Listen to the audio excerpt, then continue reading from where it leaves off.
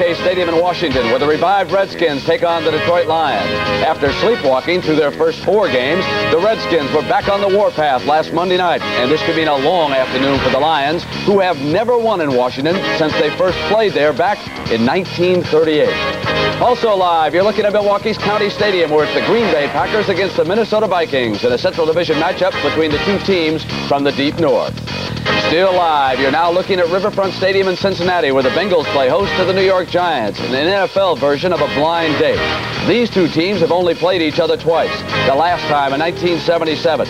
But after a few early hits to get acquainted, they'll know what moves to make. And finally, you are looking live at Tampa Stadium, where the winless Buccaneers square off against the unbeaten Los Angeles Rams. Here we have a matchup between two of the game's best runners, the much-heralded Eric Dickerson of the Rams and the unknown warrior of the NFL, the Bucs' James Wilder, who almost unnoticed is leading the league in rushing.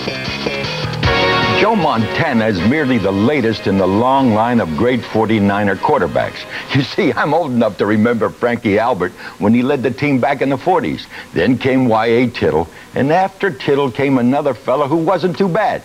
You see, I have to say that because John Brody is our special guest on the NFL Today. Later today, most of you will see our mid-season headliner, the rematch of last year's NFC Championship game between the 49ers and the Chicago Bears here in San Francisco. I'll be taking a close look at the new double threat star of the 49ers, Roger Craig. Hey, Xerox antifreeze and coolant. Don't face winter without it. The 1985 Volkswagens. It's not a car, it's a Volkswagen. And by True Value Hardware Stores. The more you've got to do, the more you need True Value. We've got what it takes. And now, here's Brent Musburger. Good afternoon, everybody. Welcome to Week 6 on the NFL Today. You know, even though it's only mid-October, the San Francisco 49ers find themselves at a critical turning point in their drive for a third straight title in the NFC West. Consider this. If the 49ers lose to the Bears today and the unbeaten Rams defeat Tampa Bay, the Rams will be in command in the West. Now, one man who's delighted with that prospect is Ram coach John Robinson, as he made clear when we talked to him just a few moments ago down in Tampa. It's clear to everybody in the NFL the 49er-Bear game is a big game because of they're both very powerful teams. If the 49ers lose and we win, we're 3 up, and that's, of course, big news for us. Well, Jimmy, out in San Francisco in the championship game, though, the 49ers stomped on the Bears. Yeah, but let's not forget one thing. They didn't have McMahon at quarterback. That's right. Well, Irv Cross is out there enjoying the sidelines, Jimmy. And Irv, as I look at Candlestick right now, it seems more like a setting for a Giant baseball game than a 49er football game. That's only because we were a couple hours before kickoff, Brett. You know, the 49er front office said a ticket for this game was hotter than a Super Bowl ticket, so this place is going to be overflowing with football fans. The baseball Giants didn't have that kind of fortune out here, but, you know, when the 49ers take the field, they come out through a dugout tunnel. But there's a big debate going on in this town as to whether the San Francisco Giants will ever use the dugout again. Now, why wouldn't the Giants return here to Candlestick? Mark Twain provides an answer. Twain said the coldest winter I ever spent was one summer in San Francisco. Now, the weather has always been a problem out here at the stadium, but this year the team's play was even more miserable than the atmospheric conditions. The Giants finished up with 100 losses and in last place in the National League West. And attendance was as low as 1,200 for one game. As for fan support, well, both of them were loyal. What it boils down to is that the Giants just don't want to play here anymore. Candlestick Park has become the worst facility in Major League Baseball, and the Giants will never again achieve the greatness which was once the trademark of this franchise, so long as we are at Candlestick Park. Keeping the Giants here means a new stadium. We want to get that new stadium ready to play ball as soon as possible. Another football note, Joe Montana has been raising some eyebrows around town because a couple of weeks ago, after the team played the New Orleans Saints, a disgruntled fan wrote in and said that the team's Mickey Mouse offense forced him to leave the game at halftime. So Montana responded with a little note of his own. He wrote back to the fan, and this is what he said to them. "I'm glad you left early. We don't need your kind of support. You're not a real 49er faithful," signed Joe Montana. Montana later admitted that he blew his cool and sent the letter out prematurely, but you just wonder if the 49ers fall behind today, if he'll be greeted with cheers or boos, Brent. I'm betting on the chairs, Herb. Jimmy, what about the Giants saying they're going to go over to Oakland to play in the Coliseum? Don't you think that this clears the way for them to go to Denver? Oh, you're right about that. You know, Rocky Bridges, the third base coach, had a great line about the crowds out in San Francisco. He said, you know, at most stadiums, they announce the crowd total. Here we introduce all of those who show up. How about a little top 10 this week? Well, let's boost Michigan back up to the #1 spot. Rate Iowa second and let them settle it next Saturday for once and for all in Iowa City. Oklahoma's coming. They beat Texas in a big one. Third, Nebraska, very impressive last night at beating Oklahoma State. Arkansas remains unbeaten. The next 5 would look like this: Penn State, Florida, BYU, Auburn, and in the 10th spot, the Pentagon.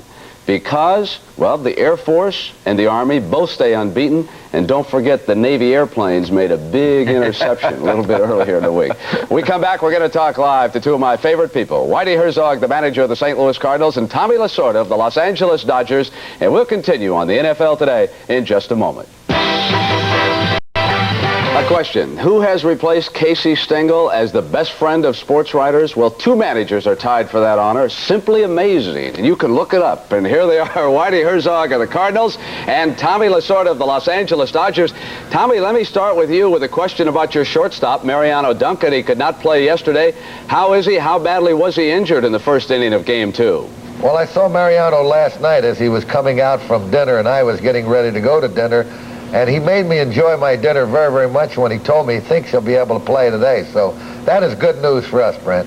Now, of course, he was hit hard at second base. Vince Coleman was going into him. Was it the cut that kept him out of the lineup, Tommy, or the trauma on the knee? No, it wasn't the cut at all, because it just kind of cut the skin a little bit. But it was him being hit on the side of the knee where he's got sort of a ligament that has been bothering him. And I believe he's going to try it today, but it's been a tough thing. You know, Coleman goes in so hard into second base with such tremendous speed, and he was coming over to cover at the same time, and that's what caused the accident. Whitey, I have a question about Joaquin Andújar. I remember your great line earlier this summer when you said if he gets $1 million to pitch, I should get $1 million to manage him. And some of the players indicating that maybe they've lost a little confidence in Joaquin. Now, your job as a manager is to get him bolstered back up, get that confidence back. How are you going to approach that with him? Well, actually, Joaquin's pitched pretty well here the last 4 years, and I'd have to say the fact that he was probably the best pitcher in our league in 1982 when we won it all. He was great in the playoffs and the World Series, and last year, of course, he was a 20-game winner. This year, he had a great first half. I know it's been a little rocky for him. His last 20 starts, I read the other day, he's only had 1 complete game. But I've been pretty pleased with him. Even the other night in Dodger Stadium when he started off the ball game, I thought he had very good stuff.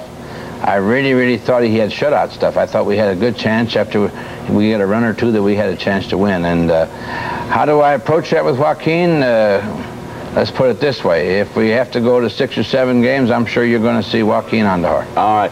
Whitey, what happens to the Cardinals when they get back home on the carpet? We've got this great play by Terry Pendleton going down into the bullpen to make that catch in foul territory. Why are you so much better defensively?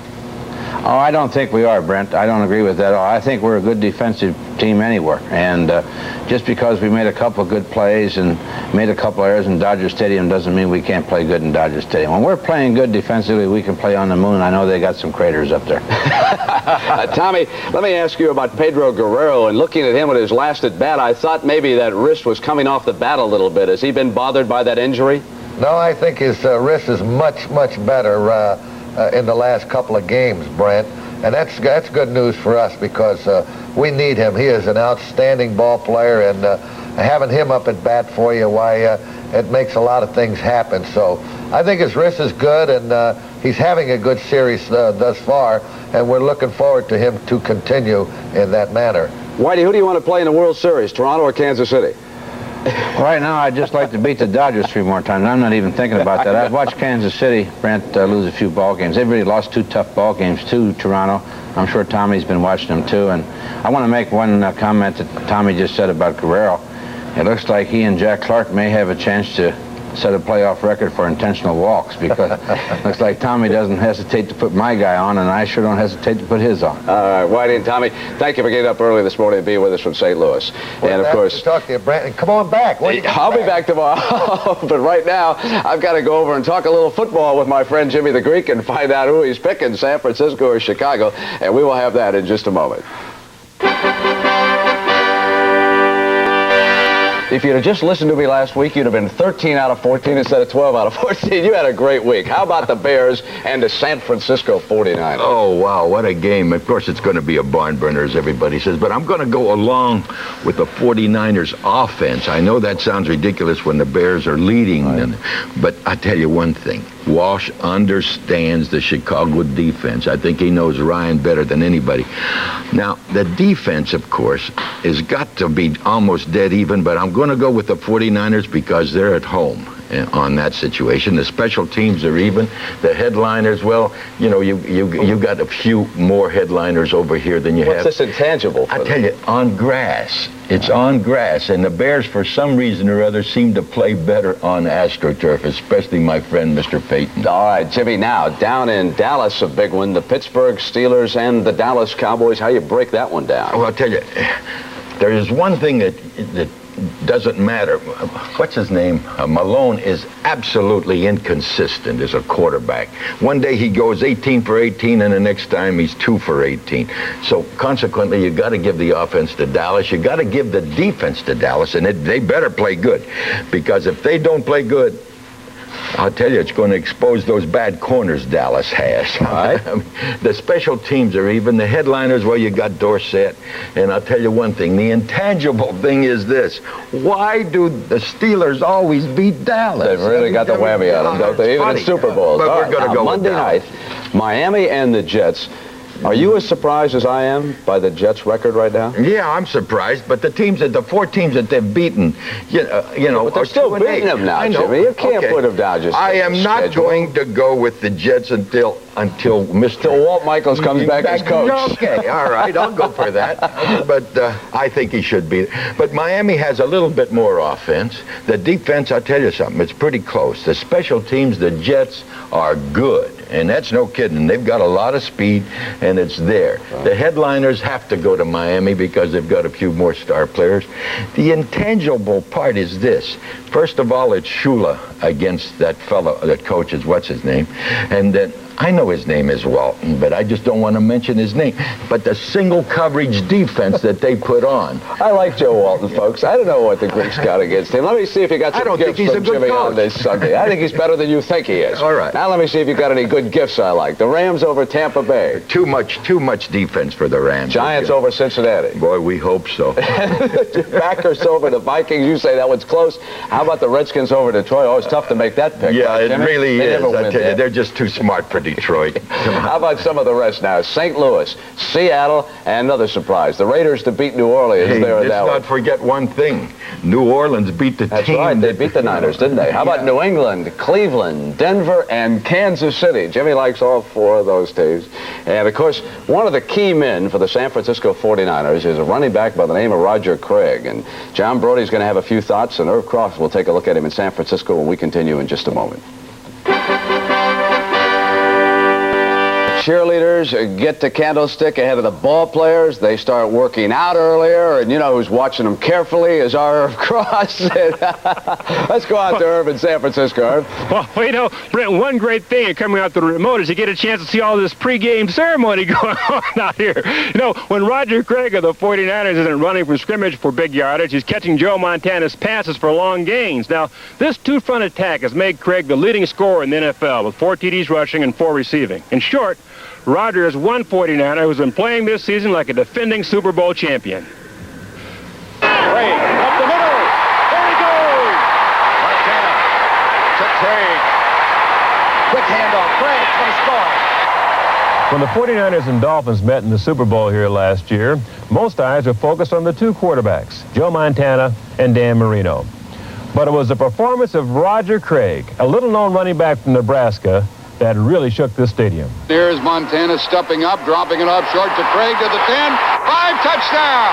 some reporter came up to me after the game and said that, hey, did you know you broke the Super Bowl record, in touchdowns? And I didn't think nothing of it. I was just so happy we won, and knowing that, we got the Super Bowl ring, and it's something I can cherish for the rest of my life. He's 25 and only his third NFL season, set on becoming football's best all-purpose back. An integral part of San Francisco's peck and paw offense, as much a receiver as a runner. It's tough to think of him one way or the other. He's both for us, and unfortunately he didn't get the chance to carry the ball as much with a guy like Wendell in the backfield. So you move on and you give him the ball another way. You give him the ball by throwing it to him. One way or another, Craig will beat you. It's almost as if he knows it's going to happen before it happens. I really like to visualize what I have to do to get the job done, or as far as on certain plays that I can see myself setting up, faking someone out and scoring, all great backs, have that kind of feeling. He's got all those great things that you look for in an athlete. He's got great stamina, great durability, really concentrates mentally, so he's the complete football player. I feel when I'm on a roll as far as in rhythm and running, I feel like I can run all day. It takes over you. You want to just fly. They're counting on me to come up with the big plays. And I have to be ready for that, and I drool on that type of stuff because it brings the best out of you. He's soaring these days, but his feet are still on the ground. He's just one of the guys, modest, almost to a fault. Has his relationship changed at all at the offensive line? Is he closer to you guys? He's still BSing us, telling us a great block after every play, and half the time he's doing it on his own. But he knows how to keep us stroked, so he does a little bit of that too. He may well be the game's complete running back, and for good reason. He'll do anything it takes to win, and he hates to lose. When you lose, everyone's down. It's so gloomy. So I love to win, and I drool on winning. I don't care if I carry the ball 2 or 3 times a game. If we win, I'm satisfied. Coaches are always looking for mismatches in a game, and the staff here in San Francisco seems to think that Roger Craig paired against anybody is a mismatch. So if the Bears hope to win, their defense will have to meet that challenge. Brent? All right, Irv, thank you. And we welcome the great John Brody, the former quarterback of the San Francisco 49ers. John, where do you rank Craig with the NFL running backs? I rank him 2.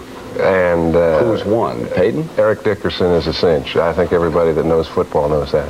What has Jim McMahon done for the Bear offense this year? I think what he's done is he's put 4 more guys into the offensive lineup. They've got 3 receivers that are sharing the load. They've got Jim McMahon, who does have a full deck. And if you're a quarterback in Chicago, you may not want to let everybody know it, but he's got one. All right. John's going to be with us throughout the afternoon. He'll be taking a look at highlights. And when we come back, we will continue with John here on the NFL Today in just a moment.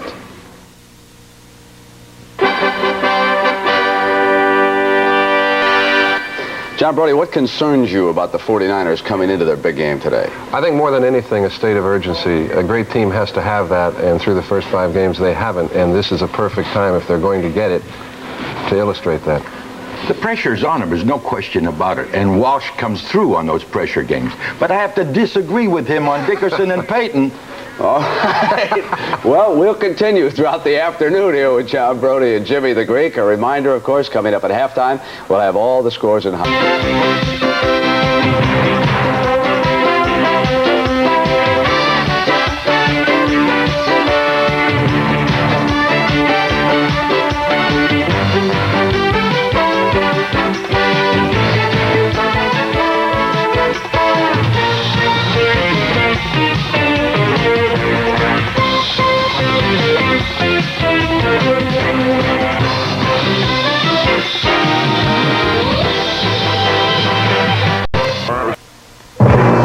Last week, the Giants had the Dallas Cowboys on the ropes, but Phil Simms and center Bart Oates boggled the exchange. Dallas recovered at the Giant 19. They then kicked the field goal and won 30-29. It was a night of frustration for Phil Simms and for his teammates. All was not negative, though. Simms threw for 423 yards, his personal career high, and the second best ever by a Giant. There were also 3 touchdown throws, this one to the ever-improving Lionel Manuel, number 86. Meanwhile, at Cincinnati, flags flew and tempers flared. This controversial safety call set the stage for the Jets' 29-20 victory over the Bengals. Coach Sam Weiss fumed and argued.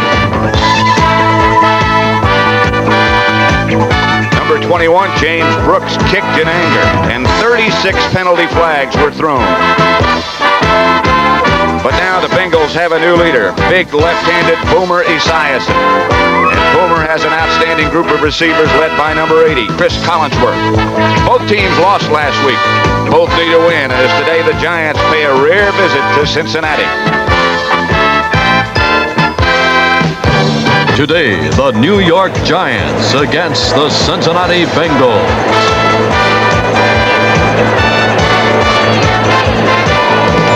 We're live at Riverfront Stadium in Cincinnati, Ohio, right by the banks of the Ohio River. A warm and muggy day in Cincinnati.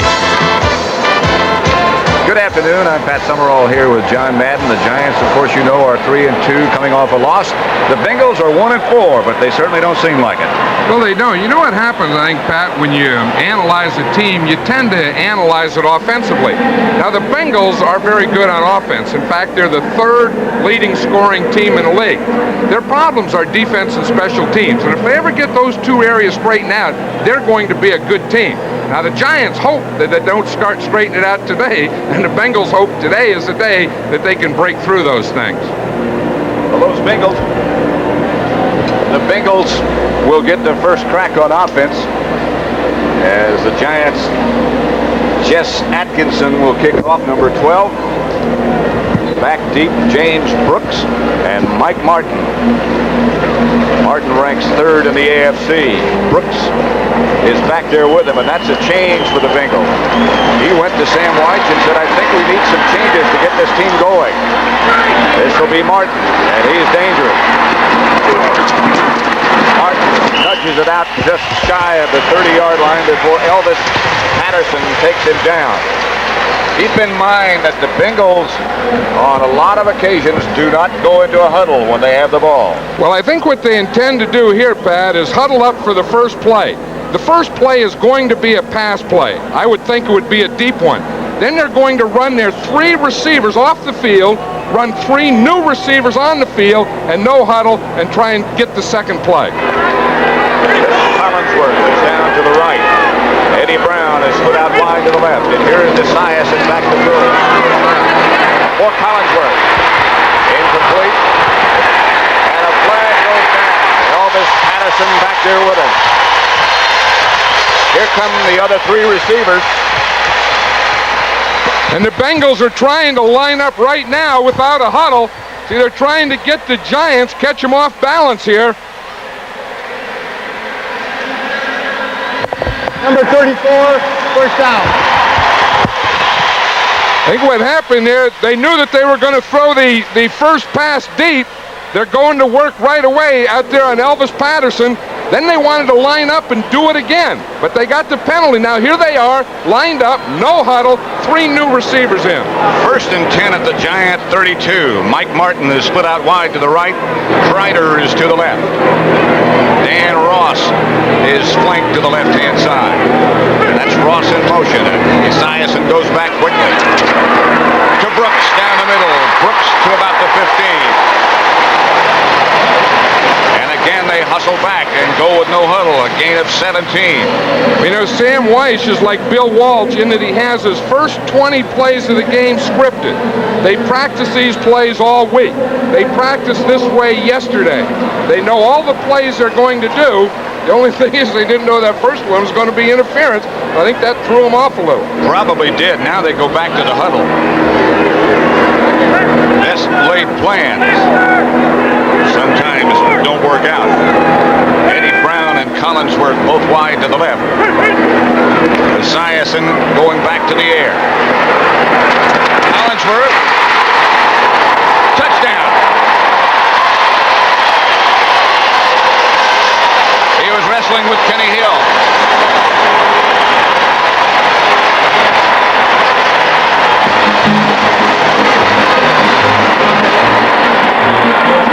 Kennard appears to be shaken just a bit, standing back at the of the end zone. But the Bengals had some strange things happen, but their plan seemed to worry. They said they were going to throw it. Here's Kennard. It looked like Jerry Kennard and Kenny Hill had Chris Collinsworth double team sandwiched between them, and Collinsworth came up with the ball. As you said, that plan they started out, they didn't know that they were going to get an interference penalty, but the other part of the plan sure worked. Sam White said, we're going to go out and throw and throw and throw against the Giants. Ryder will hold. Jim Breach will try for the extra point with his size 6 shoes. White 40! White 40! Ready!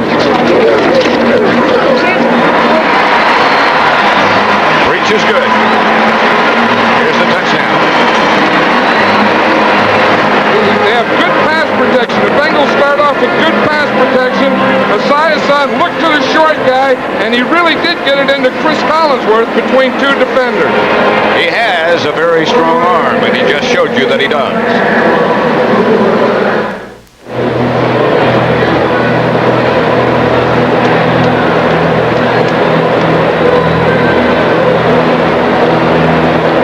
Two plays, 71 yards, 16-yard pass from Esiason to Collinsworth. He just took a minute and 9 seconds to get it done. Breach kickoff off the side of his foot and out of bounds. This is the area, special teams, particularly kickoff coverage, that has really killed the Bengals. And I think that kick there is one of the things. Jim Breach is trying to kick it to the left side, outside that left hash mark to the sideline.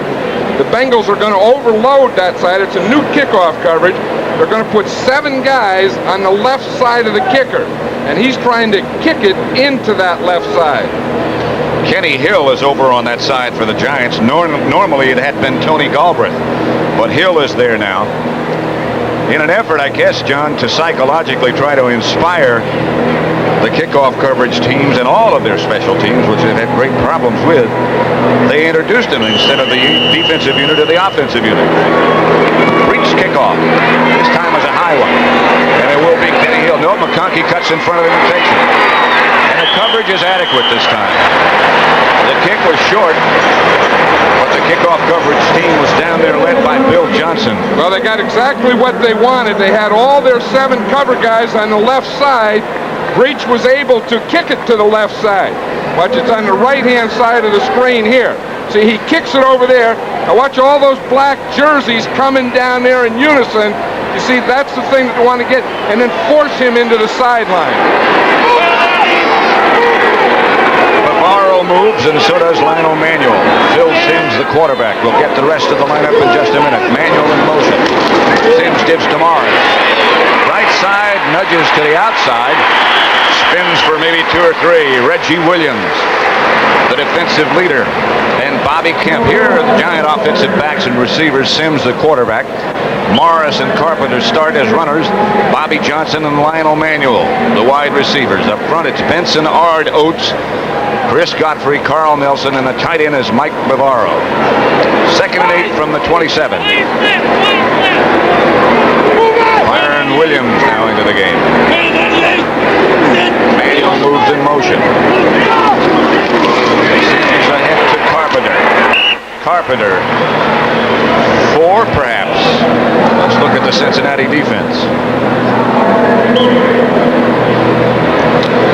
They play a 3-man front. Eddie Edwards and Ross Browner, the defensive ends. Tim Krumrie, the nose tackle. The linebackers are Shoes, Simpkins, Cameron, and Williams.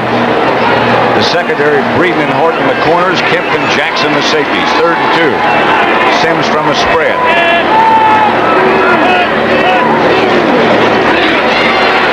Looking for Galbraith. And now Simms scrambles for a first down. Another area that has been hurting the Bengals is that they have not been able to get much of a pass rush.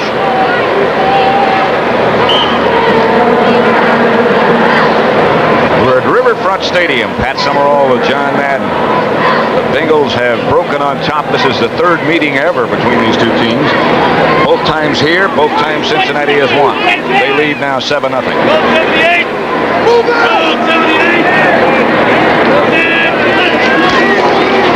Morris from behind by Eddie Edwards.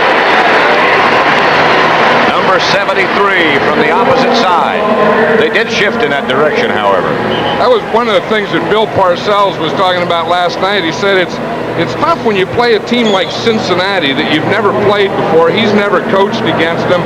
Playing in Cincinnati, he said sometimes you have to use the first quarter just to kind of spar to see what they're going to do against what you want to do. 2nd and 12. Manuel in motion. Sims back to throw. We'll have time. We'll get it to Morris. Morris will have a giant first down in Bengal territory to their 47. Before Bobby Kemp brings him down. The Giants had a problem last week and the week before in the exchange between Bart Oates and Phil Simms. What's going on? You know, here's one of the things. Watch Phil Simms. He has two positions. This position, and then he puts his hands in deeper on when he wants to snap. See it here? Then he goes there. Now he's ready for the ball. The problem is, if the ball is ever snapped early, he's going to have a fumble. Back live to Carpenter. Last week against the Cowboys, the Giants were leading, and here's the bobble snap. I think what happens here, you see he has his hands in a preset. I always like the hands up there where you want it right away. Now, as he's starting to move the hands, the ball is going to be snapped. I think the starting count was 2. The ball was snapped about 1.5. He never gets his left hand up there. You see his left hand? His left hand is separated from the right, and he never gets a handle on the ball. Morris goes in motion on 2nd and 8. Bengals take the blitz. Simms back to throw. As his man, Lionel Manuel. And it's another giant first down as they move deeper into Bengal territory. Lewis Breeden made the tackle. A gain of 13. And they'll move the sticks again. Yeah, I think Lionel Manuel in his 2nd year is becoming one of the best receivers in the league. You know, he can do these things, catch these hooks, the outs, the ends, those intermediate passes, but he also has the moves and quickness to go deep. And he can run after he catches the ball. Here he comes in motion again. Gives again to Morris. Nothing doing. He's hooked in the backfield and taken down. Reggie Williams was first to get there, and then it was Bobby Kemp. Well, we always talk about the running game. Watch Reggie Williams, the outside linebacker here. He's going to get across there, and what happens, the back, Rob Carpenter was trying to cut him. And he went in to cut him, and he just missed him. And when you missed a linebacker blitzing the quarterback, when he hands off to the halfback may be missing something. That is a remarkable young man, Reggie Williams. We'll tell you more about him. 2nd and 14. Simms backpedals. Simms under a blitz. Ron Simpkins. Linebacker Ron Simpkins, the first man to arrive. And Simms loses 10. Ron Simpkins is an inside linebacker. Williams is the outside, 57. He's coming from the outside. Simpkins is coming right up there in the middle. Phil Simms was going to step up. He said, oh, here comes number 56. Simms will stand in there and hold the ball in an effort to get it upfield longer than most quarterbacks. He didn't have that much time then. 3rd and 24 from the 45. Simms out of the shotgun. For Manuel. Almost picked off. Intended for McConkey, perhaps. Manuel was also in the plane. But the Bengals hold, and the Giants will have to punt. Simms is upset. He looks like he's upset with Phil McConkey. I think he expected McConkey to sit down on a hook, and McConkey kept running. He was running one pattern, and Simms was throwing another one. Sean Landetta, the kicker. Ball takes a funny bounce, goes out of bounds inside the Bengal 10.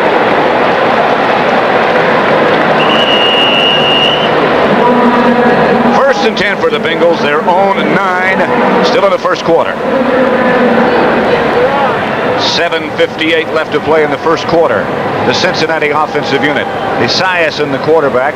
Brooks and Alexander, the runners. Collinsworth and Brown, the wide receivers. Munoz, Blados, Remington, Montoya, Wilson, and the tight end is Rodney Holman. And that's a good offensive line. Hey, they'll fill out a lobby or a bus or an airplane. That's a big offensive line. Brown is wide right, Collinsworth wide left. See if Esiason goes back to the air again. Yes, sir. To his tight end, Rodney Holman. First down, Bengals at about the 23. The Giant defense. They lead the NFL. Curtis McGriff, Jim Burt, and Leonard Marshall, the front three. Byron Hunt starting in place of Banks, Reasons, Carson, and Lawrence Taylor. In the secondary, Patterson and Williams, the corners, Kenny Hill and Terry Kennard, who is back. He has a bandaged wrist in hand, but is back playing. Casey Merrill making his first appearance of the year, number 71. George Martin goes on the other side. Brooks heading back in the other direction, and Brooks turned near disaster into a gain of about 2 before he's taken down by Harry Carson.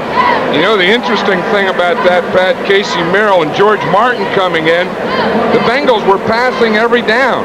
The Giants weren't able to get their pass rush guys in, so they just put them in on first down. They said, what the heck, they may pass every down in this game, so we'll just put our pass rush guys in now. 6:47 left first quarter, and that's the first running play for Cincinnati. 2nd and 8.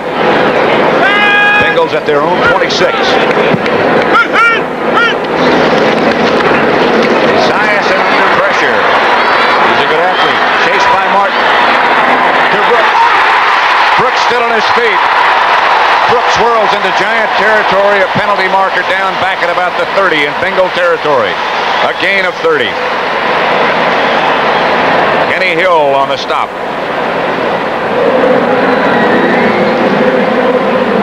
Boomer Esiason caused that play by being able to get outside of Leonard Marshall. Marshall was coming on a rush. Esiason was able to get around him, buy the time, and then find James Brooks.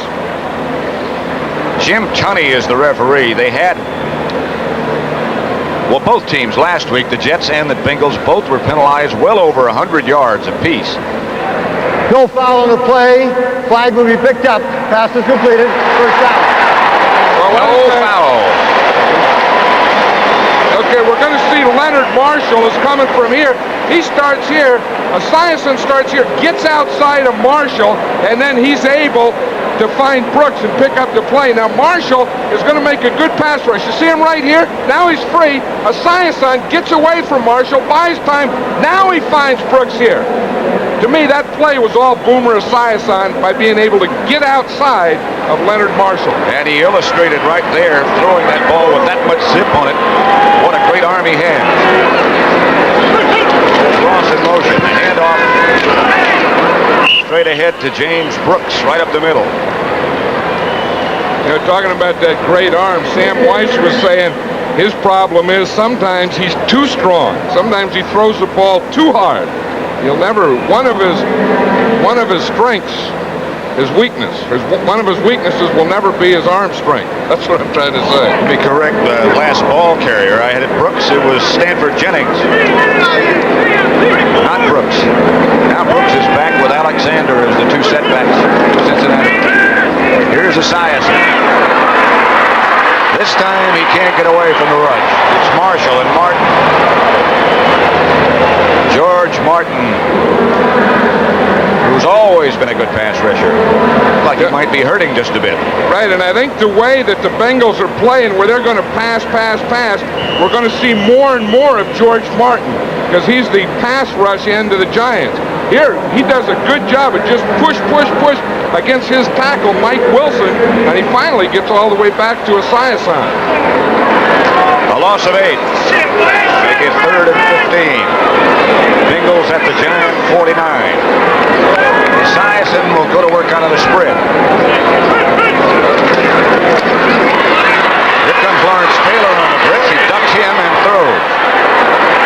And hits Mike Martin. A gain of 20 and a Bengal first down. Elvis Patterson on the coverage. Boy, that's a sign of the times, that mobile quarterback, isn't it? Watch how Esiason ducks under Taylor here. You see, he gets away from him. And then right there, I'll tell you who was blocking him, though, was James Brooks. You usually don't see that too often. See, Brooks is on him there. Looks like he may have grabbed him. Esiason is able that time to get around Lawrence Taylor to get the completion.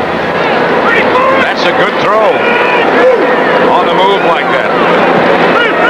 They're at the Giant 29 Bengals. They give straight ahead to Alexander. He jumps over the left side for about 3 before Gary Reasons gets him in midair. One of the things I think about Esiason, Pat, is the fact that he's a left-handed quarterback. Most of the time when he rushes, when he gets rushed and he gets flushed out of the pocket, he's going to go left. He's done it 2 times already for big plays. I think the right side of the Giant defense is going to have to have a more controlled, contained rush on it. It's a battle of the blondes. Esiason has very blonde hair, and so does, of course, Phil Simms. 2nd and 8 from the Giant 27. Back to throw. For Brooks. Touchdown.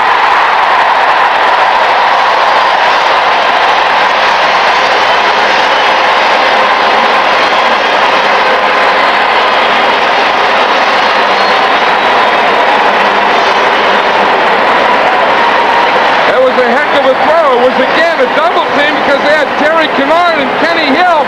He just looked like he looped this thing out here and just threw it out. Gave Brooks time to run. Kennard can't get there. Finally gets there too late, and it was over Kenny Hill's head.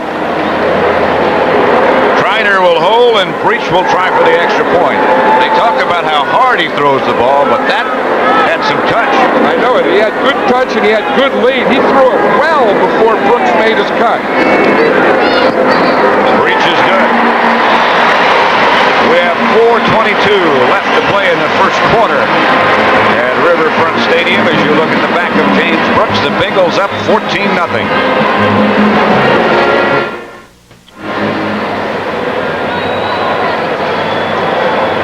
Jim Breach set to kick off for Cincinnati. And again, he's kicking off from that left hash mark. And kicking left. They're supposed to have 2 waves coming down to Kenny Hill. And the second wave gets him. It worked as it was supposed to be designed.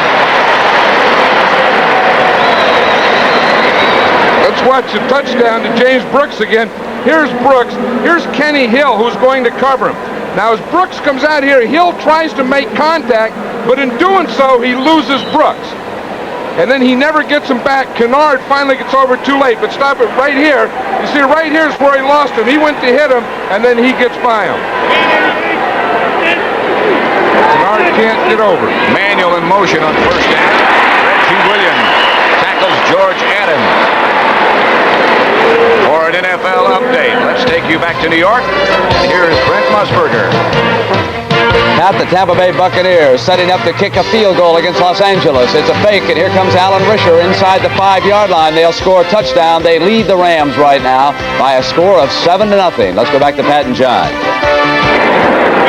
Here it's 14-0 with 3:40 left in the first quarter. Bengals on top at 2nd and 8. Simms back to throw with a man in his face. Still got it out to Manuel nevertheless, and that'll be enough for a first down. You know that play that Tampa Bay ran there, Pat, that was an option play. It was an option play between the holder and the kicker going down the line. That's an old college play. James Wilder, by the way, scored the Buccaneer touchdown. That comes as no surprise. They lead the unbeaten Rams 7-0. The Buccaneers have been able to move the ball, but they can't beat anybody. Rams 5-0, they're 0-5. Not like Cincinnati. They can move the ball and they're 1-4. Here's Adams. Eddie Edwards cut him down about 5 yards deep in the backfield. I'll tell you one thing, in this first quarter, it sure looks like to me that the Giants are just not up for this game, and the Bengals are very much up. You know, last week they both had disappointing losses. And it looks like to me that the Bengals have recovered more quickly than the Giants. Well, that's what you said in the beginning. The team that has recovered is the team you think will win. Carl Sander is now one of the Bengal linebackers. Sims has time. He has Bobby Johnson, not enough for a first down. While we have a minute for them to reorganize, Detroit and Washington are tied 3-3 in Washington. That's first quarter. Houston over Cleveland, 3-0. That's also first quarter. We told you Tampa Bay leading the Rams 7-0. And Philadelphia over St. Louis 3-0. First quarter. A lot of field goals. Third and 6 at the 37. The Giant 37. Bengals leading 14-0. Somebody moved and flags come flying. Eddie Edwards moved, and he's pointing and saying the Giants' offensive line moved first. Ball start, number 61, 5 yards. Jim Tunney, the referee. Yeah, that's what Eddie Edwards saw. He saw Chris Godfrey move. Once that offensive line gets up there and gets set, they can't move anything. They move their hand, they twitch their head, they start to go back a little. Any of that thing can bring the defense off. Bengals go with their nickel package set up now. Jimmy Turner, the 5th defensive back. James Griffin also in there. They need 12. Manuel will have it. That's been a problem of the Cincinnati Bengals defense all year, is they come on a blitz and they don't have good enough cover guys. And if they pick up the blitz, you can usually complete the pass. Now watch, you see the blitz here. Now what happens when you get the blitz is that the corners are one-on-one in your wide receivers. So that puts Lionel Manuel on Louis Breeden. And Breeden cannot cover Manuel man-to-man. Not many people can. Sam Weiss was saying everybody has been going on Breeden. There's the ball on the ground again. Sims got it back this time. But again, that's that problem we were talking about before. The exchange between Sims and Bart Oates. I'll tell you, they have to get that straightened out. I mean, that's something you just can't live with. And I think the thing is we're going to see here that Sims, as he starts out, he has his hands in one position, then he puts them up into the second position. If the ball is snapped before he gets them into that second position, he's going to have the fumble. That'll make it 2nd and 10. The Giants at the 48. Bengals short blitz. They do run some stunts up front, not a blitz. Sims gets it out to Mark Bavaro, the tight end. The rookie from Notre Dame, Jeff Shue, knocked him out of bounds.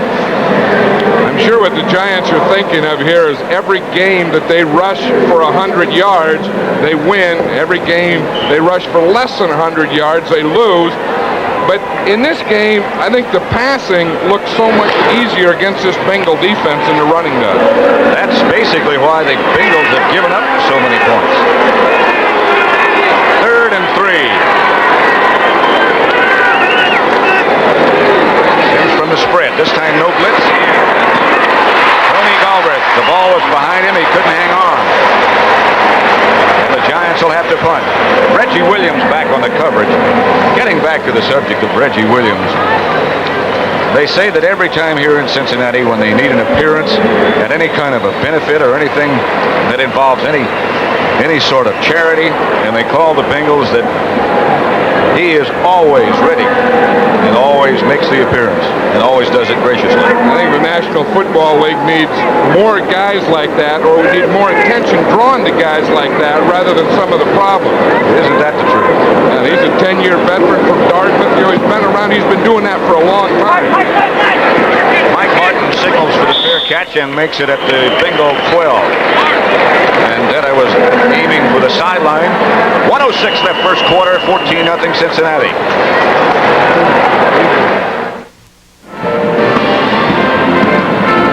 At Riverfront Stadium, warm and muggy fall afternoon in the Midwest. And the Bengals lead the Giants 14-0. Boomer Esiason has been perfect. 6 out of 6. 2 touchdowns. Eddie Brown is wide to the left.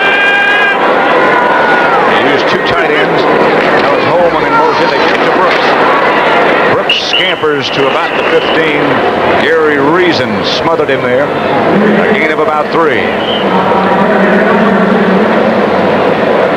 One thing the Giants do is the Giants in their defense play the run very well.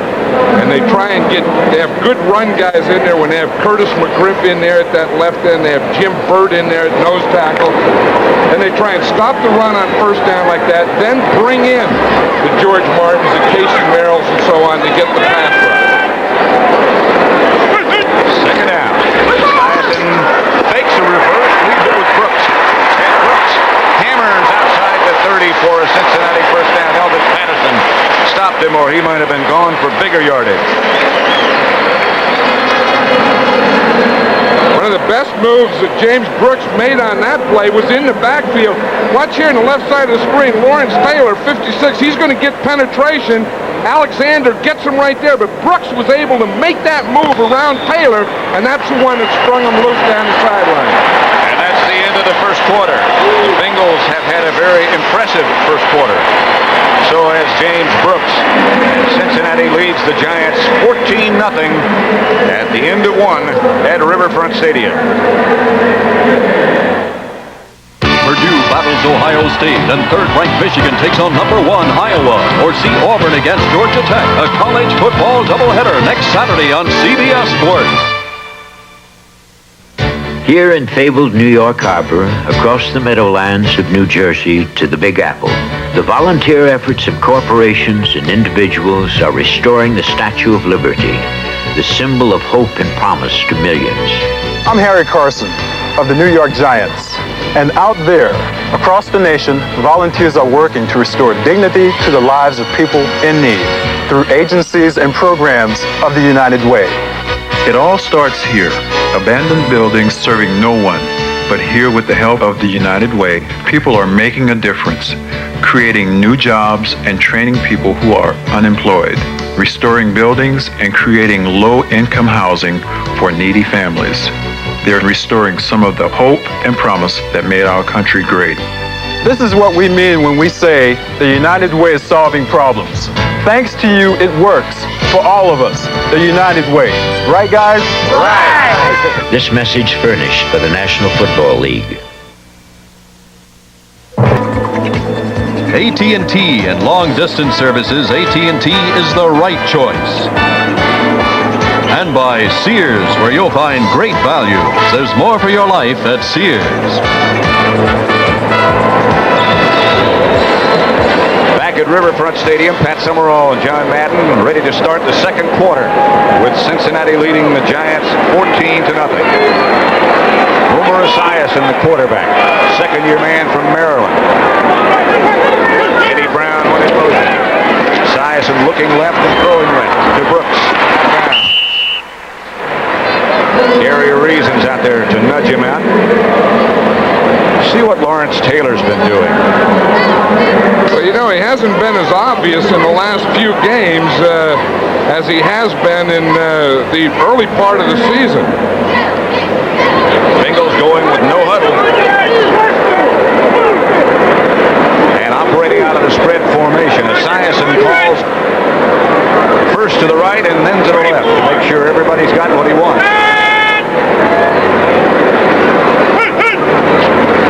Back to throw. With time. With a receiver. Chris Collinsworth. Looks like he might be a yard or so shy of a first down as Lawrence Taylor took him down. One thing about Esiason, when he throws the ball, he drills it. It doesn't stay in the air very long. And that's why he can be so successful against the zone defense. They can have a linebacker on both sides. They can have a Collinsworth come in between the two linebackers. And the way this guy zips the ball, those two linebackers can't react to get on it. But yet he showed us on the touchdown pass to Brooks. You can lob it or touch it or whatever you want to call it when he has to. Alexander over the left side appeared to have the yardage necessary, but there's a penalty marker down. You talk about two tight ends. The Bengals activated M.L. Harris this week, and they have 4 tight ends in their roster. So short yardage should never be a problem for them. Penalty should. They were last week. First quarter dominated, as the score would indicate it, by the Bengals. Look at the yards rushing in the first quarter. 5 for the Giants, 27 for Cincinnati. And the yards passing, of course, and the total yards, a big difference. I think that's the type of game it's going to be, too. I mean, I figure somewhere along the line the Giants will run better than that, but I think both of these Measurement teams... indicates first down was made. Penalty offside. Offense will be accepted at 5 yards. Third down. But both of these teams are passing teams. Now, what they did there is the Giants wanted that measurement, because if the Bengals would be short of a first down, then they wouldn't take it. They'd make them punt. So they take the measurement. They say, okay, you have a first down. Now do you want the penalty? The Giants said, yes, we'll take the 5-yard penalty, so it'll be 3rd and 5. I wonder, because they were very close to that first down, I wonder, and all you can do is wonder, if the Giants had refused the penalty, would they have punted? No, because it would have been a first down. If they didn't make the first down, and it was 4th, but they only needed about a foot. I wonder if they'd gone for it. Yeah, I would think so. I would think that the Giants would still take the 4th down, and I think the Bengals would have punted with a 14-0 lead. Yeah. Esiason from the spread.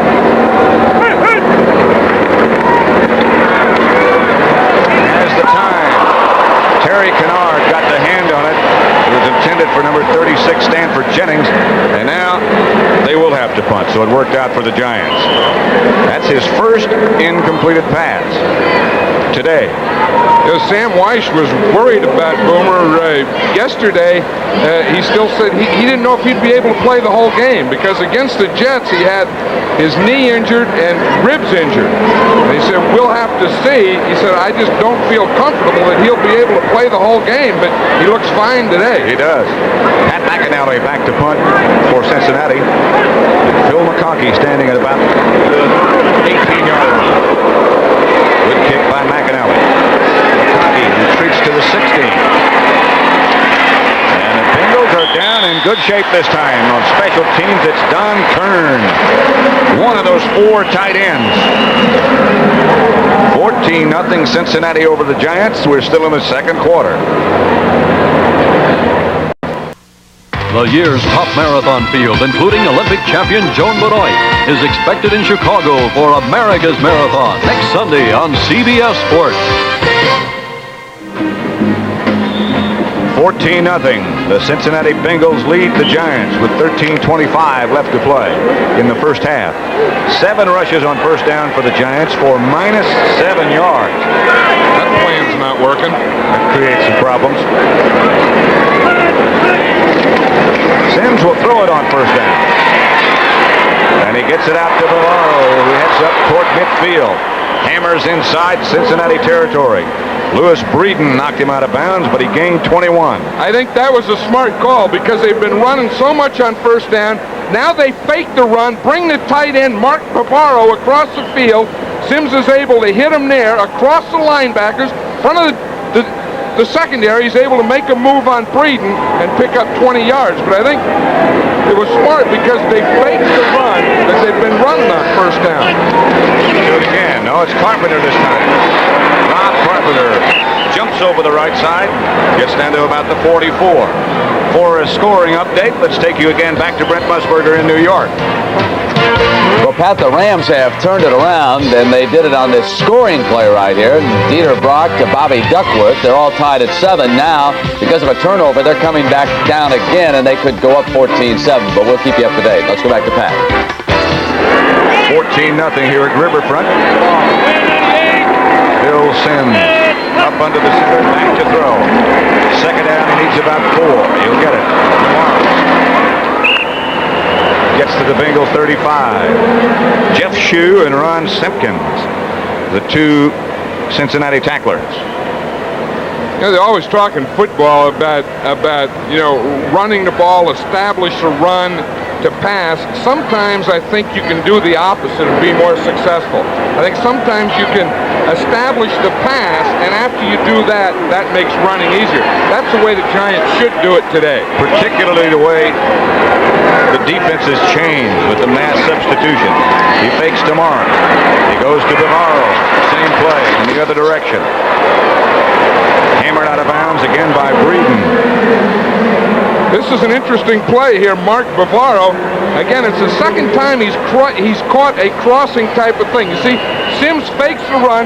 Here comes Bavaro right in the middle of the screen. He comes across underneath those linebackers, catches the ball all the way in the opposite side of the field.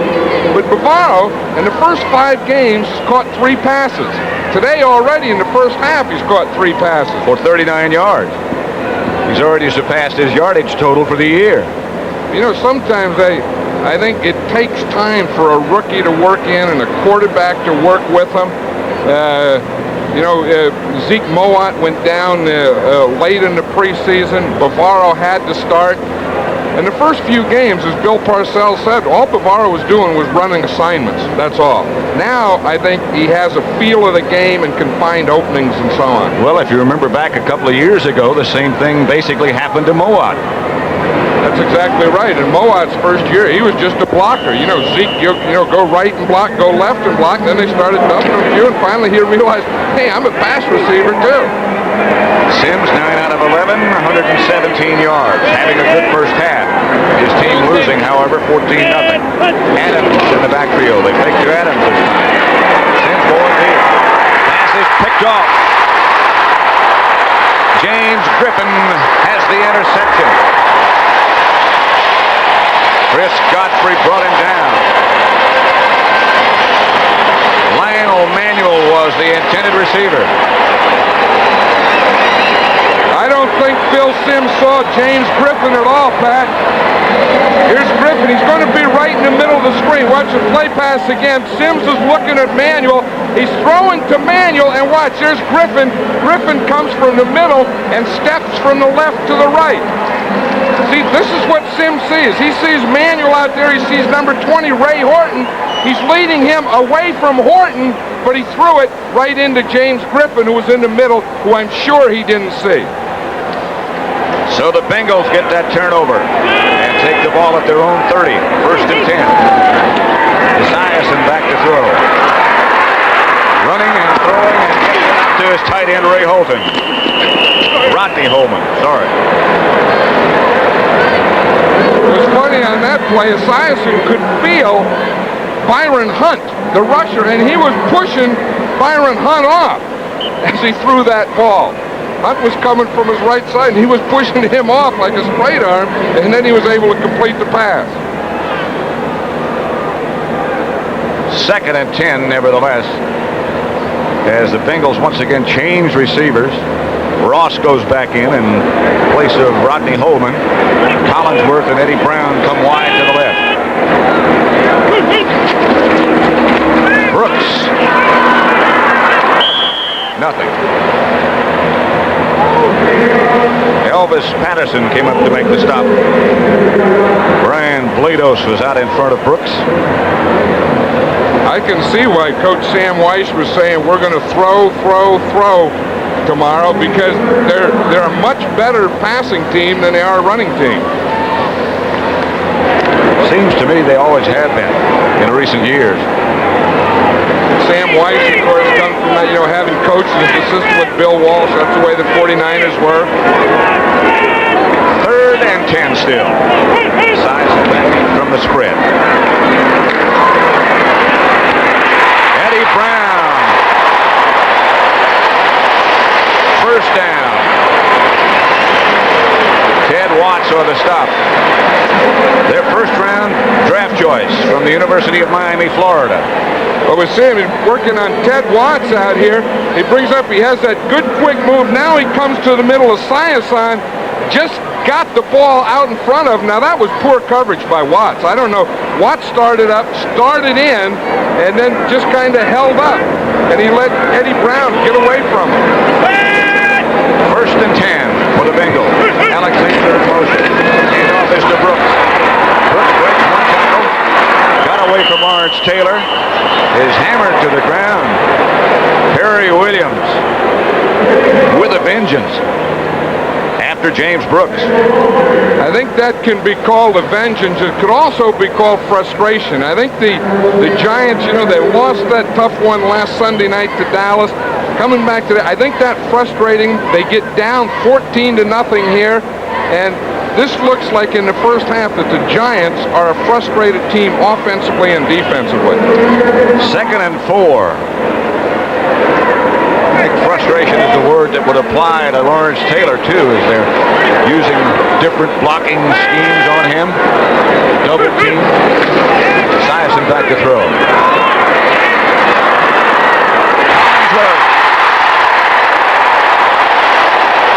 Penalty marker is down, and so is Collinsworth. Kenny Hill, perhaps with a late hit. I think that's what the Giants are going to have to watch out for. That usually, again, comes out of frustration.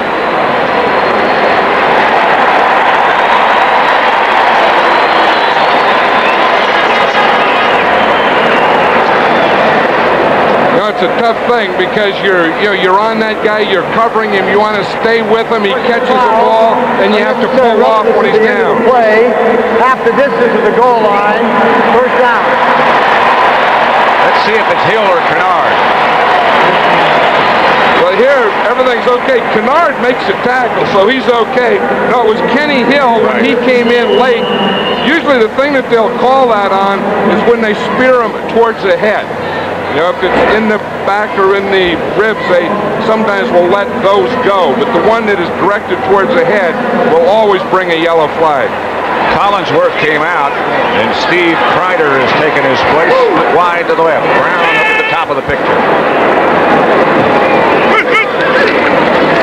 Brooks straight ahead. Brooks to the 5. Harry Carson tripped him up. This is an interesting thing. What they do is they take this back here, and they're going to bring him out to get the defense to look at him, and then just hit Brooks straight against the motion. You see, they bring the back out in motion. Now they delay Brooks and hit him and a delay right there through the hole that was vacated by the guy who went with the motion guy. Didn't pull anybody. No. Brooks just found the hole. 2nd and 1. There is the 5. It's Brooks again. He's in the end zone.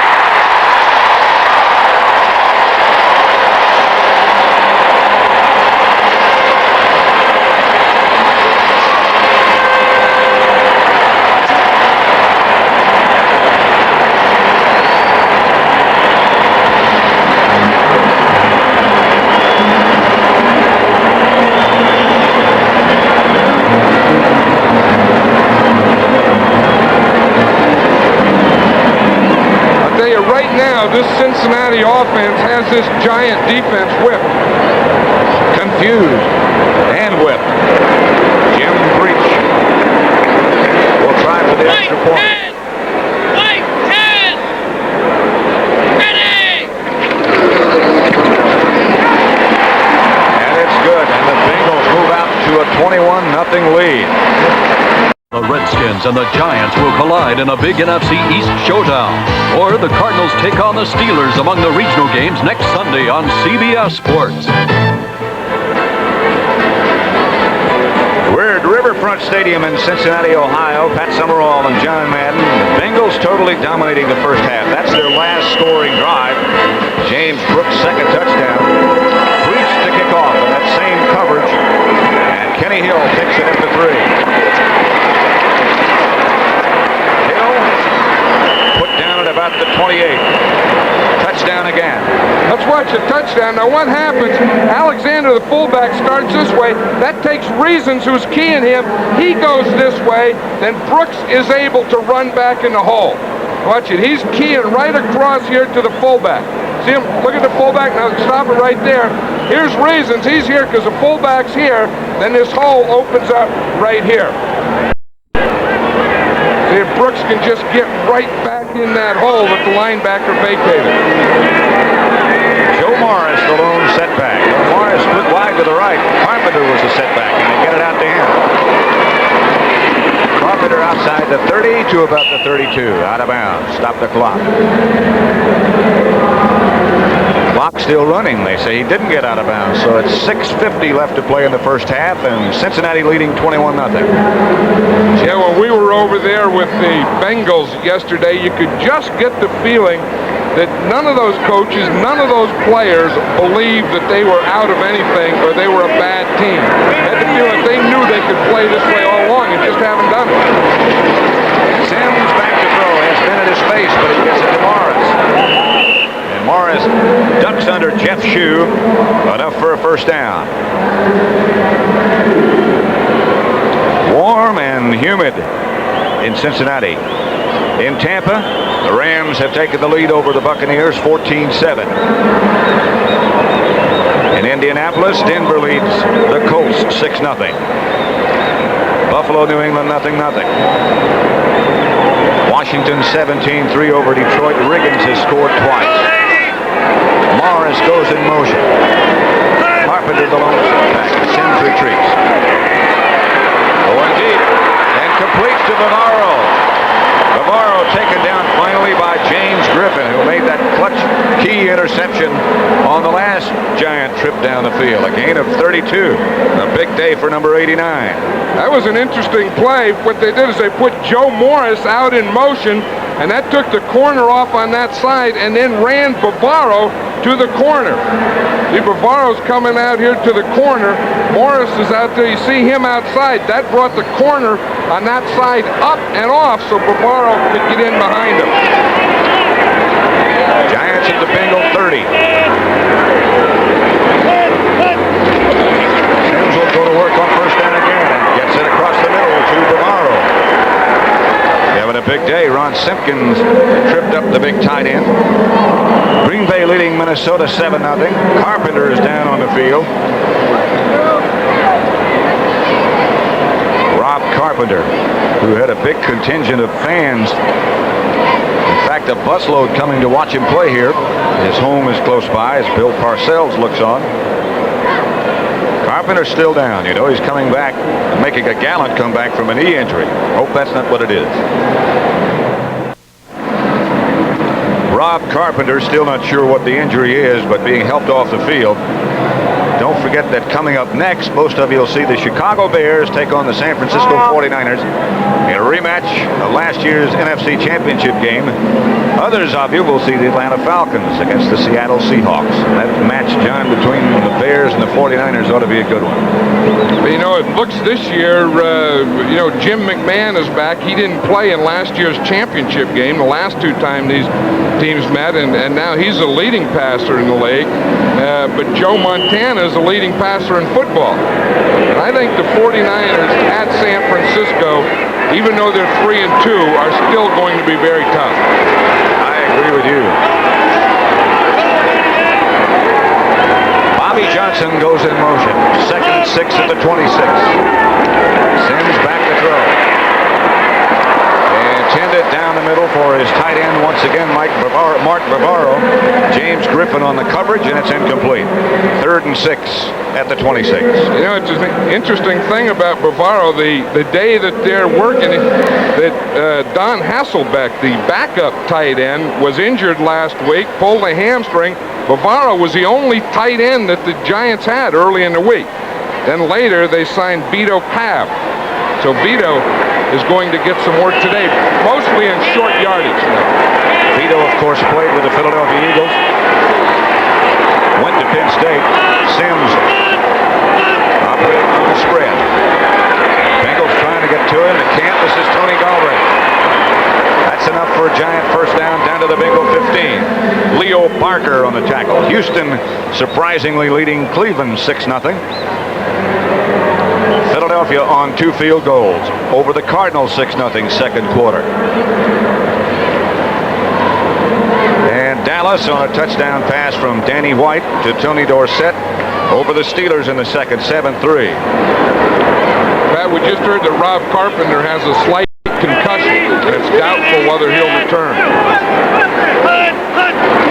Sims retreats on first down. Fires outside, incomplete. Bounces out of the hands of Maurice Carthen. Reggie Williams was the defender, but that ball was there. Of course, the Giants have three fullbacks, Carpenter, Carthon, and Galbraith. Galbraith is the pass receiver. I think Carpenter is both, and Carthon is more the running guy.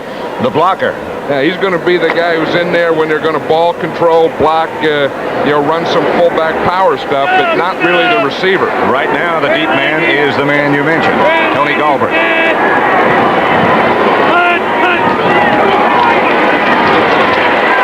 Sims over the middle to Lionel Manuel. Taken down from behind by Lewis Breeden. You know, it's funny. Sam Weiss was talking about before, as I said, everybody seems to work on Lewis Breeden. It's funny how the word gets around that here's the guy you can beat, and it just goes from team to team to team, and everybody starts going in that direction. Well, I think the thing that surprised Sam Weiss is that he's surprised that they haven't worked on his other guy, Ray Horton, in his second year. He said, but every week, he said they'll come out and everyone's throwing at Breeden. He said, I'm surprised they don't go to that other guy some. Third down. Sims is going right to work. Maybe. He's in the grasp of Ross Browner. And down he goes. Browner got to Sims. And they'll have to go for the field goal after a loss of 7. And I think Sims was trying to go to work on Breeden again out here to the right side.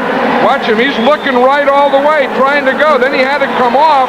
Then he started to look to the left, and Ross Browner was right in his face. Brett Benson just tried to cut him. Browner got inside. That's what he was looking for right there. Really what he saw was a zone. I think he expected man-to-man. I think that was a big surprise. Rutledge would hold. Good. And a kick by Atkinson is good. There's Rob Carpenter over on the sideline. That 33-yard field goal good by Jess Atkinson. And it's 21-3.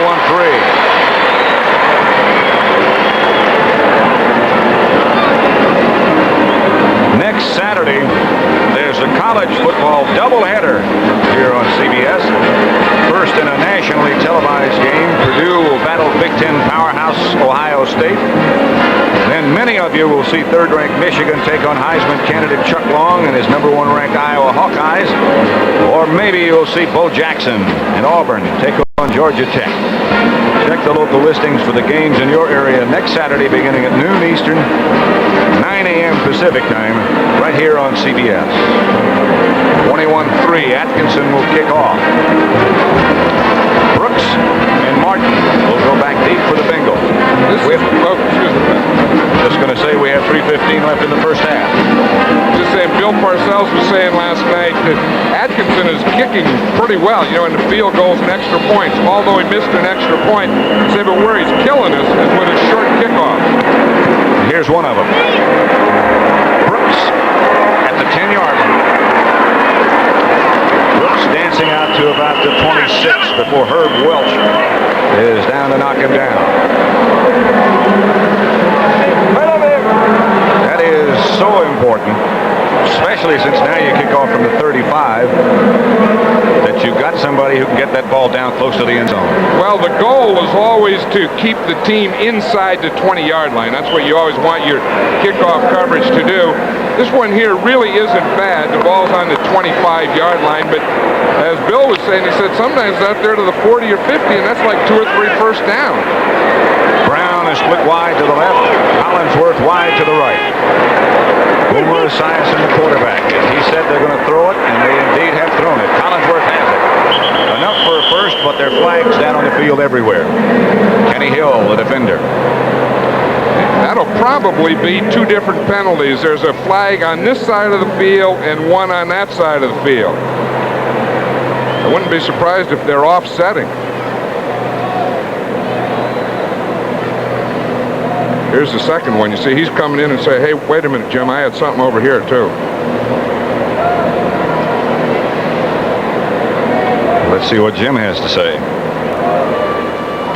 Illegal formation, offense, 5 yards, still first down. What he's saying is they both had the same thing. The guy on this side of the field saw the same infraction the guy on the other side of the field saw. Must have really been serious. We're tuned in. This is a good officiating crew. really I've is. always felt that Jim Tunney is one of the finest, if not the finest, referee in the National Football League. He always has control of the game. Brown and Collinsworth wide to the left. They give it to Brooks. Brooks fumble. And the Bengals fall on it. Esiason and Brooks both diving. Leonard Marshall applied the pressure. He applied the pressure. It looked like Big Leonard. Brooks is going to try and cut back. And as he cuts back, right on the left of your screen, you see Leonard Marshall coming off a block there. Leonard Marshall sticks that right hand in there and punches the ball right out. It's just that he didn't have any of his other defensive guys in position to recover the fumble. Watch his right hand go in there and punch the ball out. He just went in there, put it, knocked it out, but there was no other giant defenders close enough to recover. That really is not an accident that he knocked that ball loose. That's something they teach. Well, you always try and teach that, you know, to strip the ball, to punch the ball out of there, to get that hand on the ball. 2-minute warning at Riverfront Stadium with the score. Cincinnati Bengals 21, the Giants just 3. Don't forget CBS Sports will present Patrick Ewing's NBA debut Saturday, October the 26th, when his New York Knicks take on Moses Malone and the Philadelphia 76ers. And that'll be a test for Patrick, who is perhaps the most celebrated and heralded player to come into the NBA since Kareem Abdul-Jabbar way back in 1969. So don't forget that. And don't forget also, at the half, Brent will be with you to bring you scores and highlights of everything's happened around the NFL today.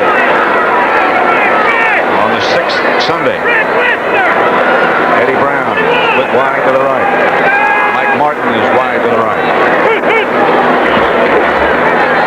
Esiason looking and completing, intended for Brown.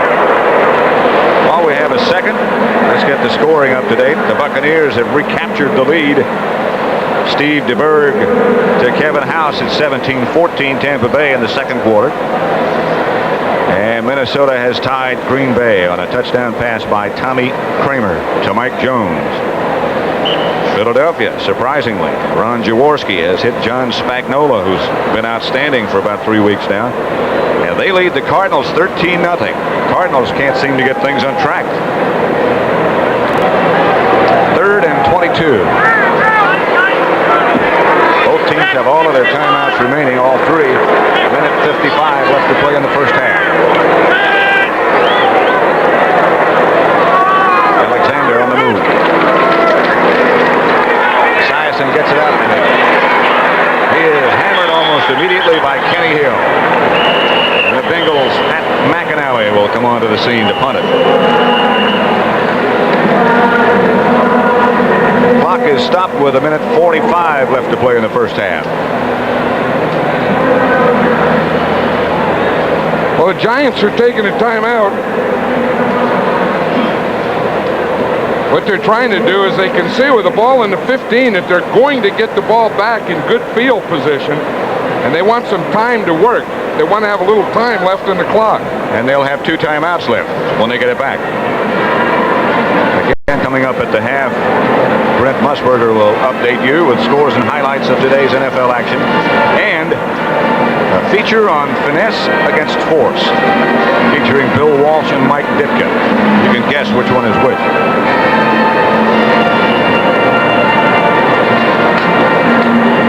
And of course, those two match up when the Bears meet the 49ers in the second half of today's CBS doubleheader, which will be seen for a change in New York. You'll be able to see the Bears and the 49ers. Certainly 2 of the best teams in the NFL this year. And Jim McMahon playing extremely well. 49ers beat them last year in the championship game. McMahon could not play. McInally standing at the 1. Giants put the rush on. He gets it off. Knuckleball. McConkey handles it in his own 44. Bengals special teams this time do the job.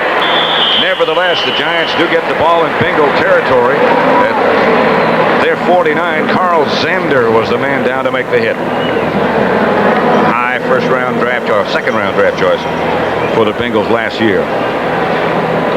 I think that this is a very important drive here because, you know, they always talk about the momentum. Obviously, the first half momentum belongs to Cincinnati, but the Giants have a chance here to get it back. It's always important if you can get it back before you go into the locker room.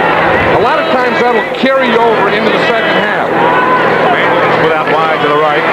Sims back in the pocket, hit just as he let the ball go. Incomplete. Reggie Williams was the man who hit Sims just as he started to fire. Reggie Williams is playing a lot like Lawrence Taylor used to play. It seems like every time there's a play, it seems like Reggie Williams is around there today, and we haven't heard or seen much of Lawrence Taylor. Reggie came over to the sideline and got some instructions from the coaching staff. It'll be 2nd and 10 at the Bengal 49. Sims out of the spread. Has some time and has Phil McConkey, who jumps out of bounds and stops the clock with a minute 22. Jimmy Turner knocked him out of bounds. Sims today has been sacked twice, hurried 3 times, had 3 knocked down, 1 interception. Other than that, he's had a pretty good day. Yeah, but that's only the first half, too. You know, if those numbers keep multiplying, then we may see this guy, Jeff Rutledge, there. I mean, a quarterback can only take so many of those knockdowns and sacks and so on. 1st and 10 Giants. Bengals leading 21-3.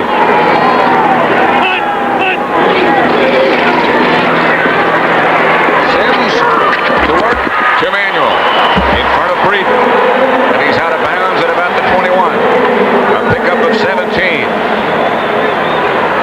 Lionel Manuel, as we were saying earlier, is becoming a star in this league because he can not only catch the ball, but he has that great ability with quickness and the quick feet and being able to run out of a move.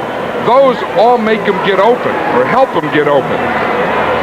You know, there's the 2 things. One, if you can just catch the ball and you can't get open, then you're no good. Or if you can't catch the ball after you get open, you have to be able to do both. Bengal 21, Sims to work again. Has a man wide open, it's Bobby Johnson. And he's out of bounds inside the 5 at about the 3. A gain of 18, no Bengals even close. It looks like Bobby Johnson was just standing on the sideline there.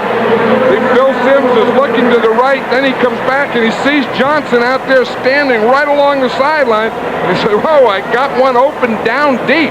I think that's Bobby Johnson's first catch today. The Bengals are rushing 4. They're a 3-man line, but on passing downs they bring in and rush 4. That one there was good pass protection by the Giants. That's what they have to do for Phil Sims. The 1st and goal at the 3. Adams is stopped short of the goal line. A fumble.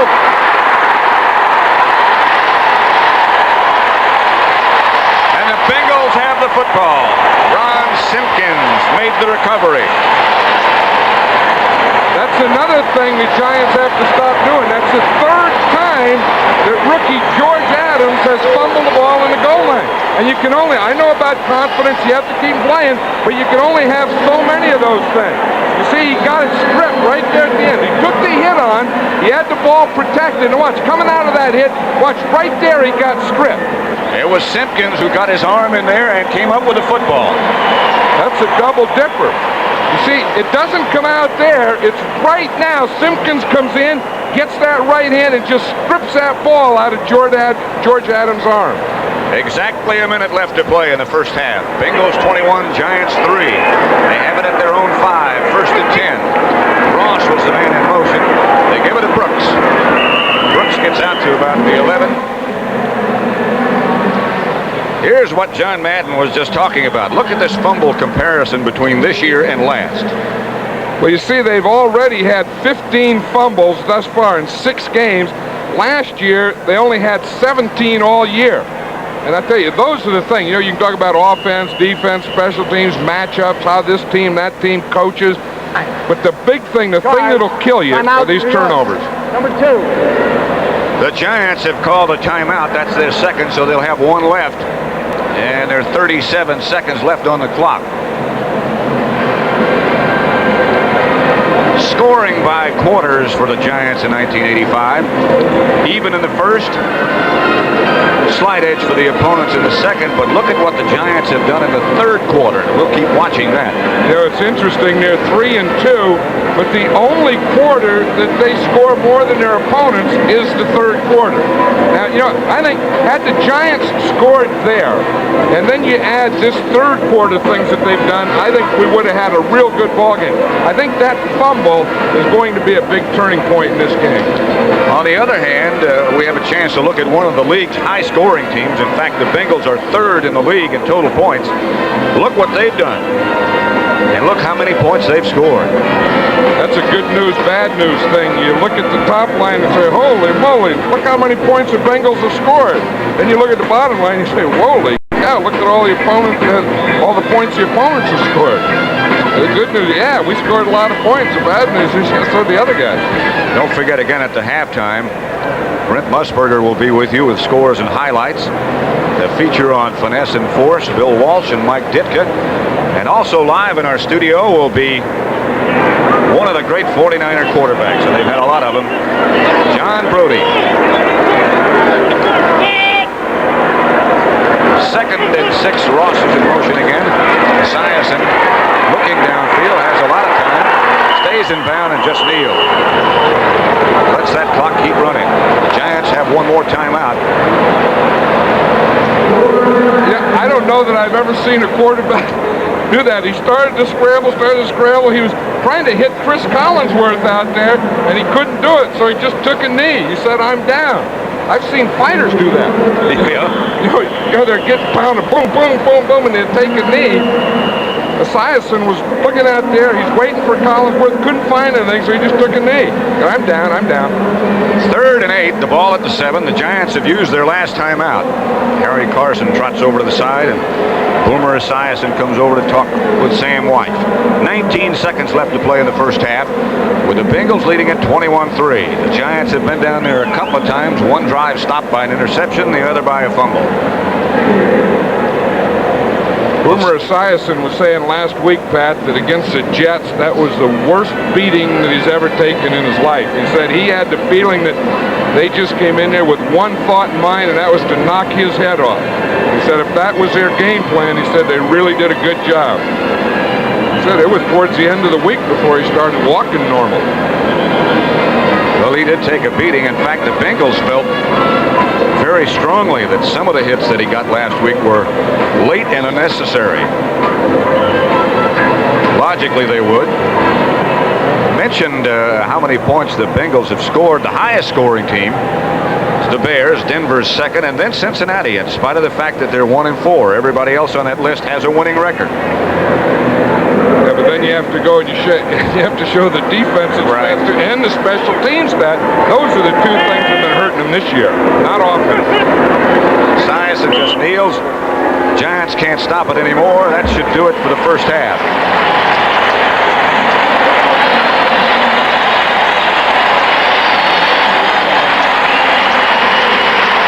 As the Bengals and Giants head for the locker room, a very impressive first half for the men in black with the striped helmets, the Cincinnati Bengals. At the end of the half, Cincinnati 21, the Giants 3, but the Giants have been able to move the ball. So has Cincinnati, and they lead it at the half. Sponsored by Honda, who invite you to see the new Accord hatchbacks and four-door sedans at your local Honda dealer.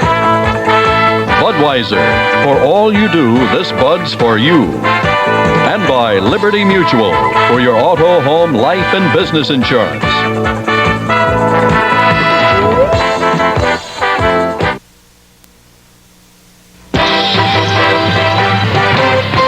Back in New York, I'm Brent Musburger with John Brody. The Giants are flat in Cincinnati. They are, and it happens often when you lose a game you should have won, as they should have beaten the Dallas Cowboys. Why those exchange fumbles on the part of the Giants? Well, I'll tell you, it's the sort of thing you practice all year long in training camp. There is no excuse for it. Sometimes a new center can be the reason, but there's still no excuse. Exactly. Let's get everybody to the scoreboard and get them up to date. The Buccaneers lead the Rams 17-14 as we go to the highlights. John, why don't more teams use the fake field goal?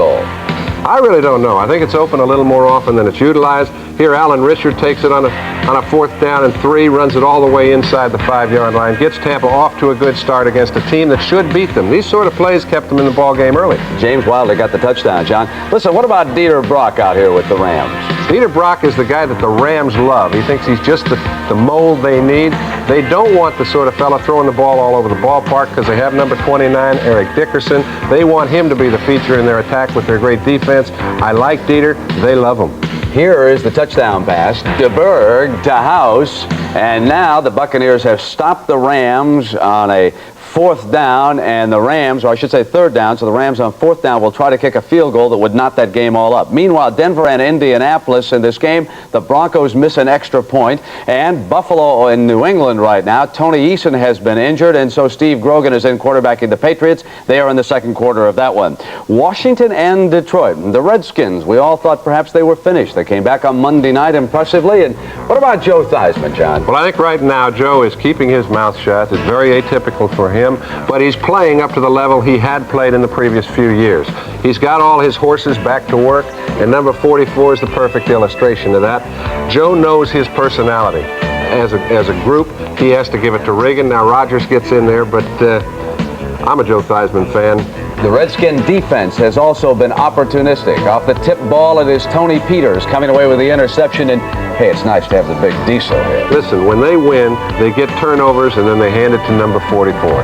This is as good a run as I've seen him make since the Super Bowl years. I'll tell you, 13 carries, 68 yards, a couple of touchdowns for John already in that game. Minnesota and Green Bay, they are tied at 7 in that game, and yes, Bud Grant does have another 4th and 1 in this game. Here goes Lynn Dickey now. He'll hit Jesse Clark for the Packers, and Green Bay struck first in the game, and Forrest Greggs had a disappointing start, but they're coming back. Well, the 4th and 1, was it a good call last Sunday, and here too? I think it was last Sunday because I think he'd have given a lot to have a chance to beat the Rams in their own ballpark by gaining under a yard. I think it was a good call this time. They're 7 down. They haven't gotten anything to work yet. Tommy Kramer finally hit somebody for 6, and now it's tied. All right, so it is tied at 7 now, and they are at the half of that game. Cleveland and Houston, a couple of Zendejas field goals. It is 6-0. The Oilers leading the Browns in that one. Philadelphia and St. Louis. How about the Eagles not only winning this game, but they are shutting the Cardinals out? John, what about Neil Lomax? All right, perfect example. Last Monday night, they're having a little trouble recovering. I think Lomax is another talent. They're spread throughout the league. They're all 6'4", 6'5", with big arms. But to get a consistent big play quarterback, you've got to have an outstanding team. I think his team has to get a little better first. John, they've had a big play down in Dallas here this afternoon. Danny White, 57 yards to Tony Dorsett, got him isolated with a linebacker, zipped the ball to him. He simply outran everybody else. 10-3, Cowboys lead there at the half of that one. Cincinnati and the Giants, we've talked about this one. The Bengals lead it. The Giants will need a good comeback. The Bengals may be a better team than their one-loss record indicates. And the NFL Today continues on CBS after these messages from your local stations.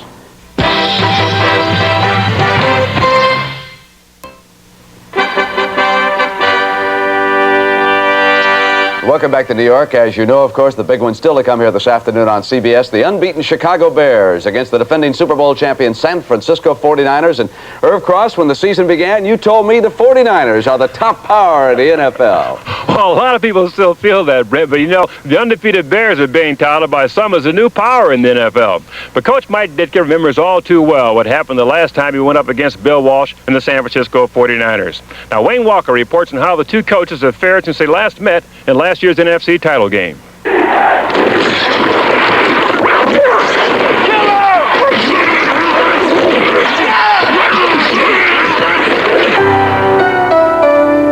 got a little frustrated myself on the sideline, and we really departed from what had got us to the playoff game, and it hurt. And I would blame myself for that more than anybody else. We're going to try to prepare our football team as good as we can to play the best team in football, and they are the best team in football. They're the world champions, and it's going to be a tremendous challenge for us to be able to stay on the field with them. In the past, we'd finish people. This year, we let down once we got the lead, assuming we were going to win the game, and we lost it. I think we have a good attitude, and we still are the reigning champions, but we are yet to be in sync as a football team. We haven't played the kind of football that we expected. We've seen it in spots, but we've made more error. than we have in the past, and those errors have cost us 2 ball games as of now, hopefully not anymore. Bill Walsh and the defending Super Bowl champion 49ers have been an inconsistent 3-2, still looking for their 1985 identity. So for this game at least, it appears that the pressure is on Bill Walsh and the 49ers. The critical factor, it'll be a hard-hitting, punishing game, but at some point some mental error will be made by someone on either team, and it could be the difference. Unlike the last meeting, the daring and sometimes reckless Jim McMahon will start. He guides the highest scoring offense in the NFL. It's a balanced attack that no longer relies solely on Walter Payton. This diversified offense gives Mike Ditka newfound confidence. Going in this time, we're a little better on the offensive side of the ball, and our offense right now is becoming very, very confident because of what Jim McMahon has done. He just believes that there's not a situation that he can't overcome. He's our catalyst, just like Joe Montana is the 49ers catalyst. But I don't know how we're going to contain Montana. I doubt that you really contain him. I think the best thing we could do is put a lot of pressure on him. If we could do that, I think we would help ourselves tremendously. This will be a knockdown, drag them out, rock them, sock them, old-time football game on grass. They lull you to sleep, and then they hit you in the head with a sledgehammer. And we're going to have to stand up and match him physically as well as mentally on all sides of the ball. Both teams have undergone some major changes since last year. Now, the 49ers drafted Jerry Rice in the first round, a great wide receiver with deep speed, but Coach Walsh isn't quite sure how he's going to respond in a pressure situation. The Bears, on the other hand, with their #1 pick, William the Refrigerator Perry, who came into camp at 340 pounds, has trimmed down to a svelte 318 and has become a holy terror on special teams. So watch him on the kickoff because he comes down with a wallop. It's going to be a real barn burner. Brett? All right, Irv, thank you. John Brody, you told me this is the kind of game in which a star suddenly emerges. I think it's very true so many times, and I look for Jerry Rice to have a big day. He'll get a lot of chances one-on-one. If the 49ers are going to win, I think he has to have a big one. You've got a lot of respect for the Chicago Bears right now. I do. I think all they need is a little respect for themselves. They're one win away, in my opinion, from getting that. And that one could be coming up this afternoon. So the big one's still ahead of us, Chicago against San Francisco. And right now, let's send you back to the stadium and the game you're enjoying on CBS.